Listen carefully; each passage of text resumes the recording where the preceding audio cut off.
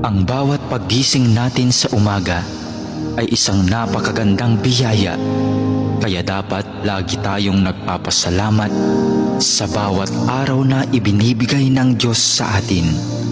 Kaya naman, manalangin tayo sa ngalan ng Ama na siyang lumikha ng langit at lupa.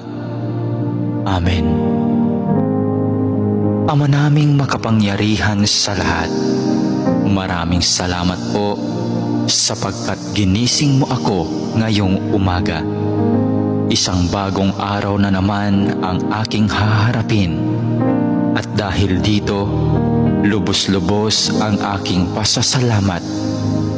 Sa unang mga sandali ng aking araw, nais kong mapuspos ng iyong biyaya at pagmamahal. Kaya narito ako upang makapiling ka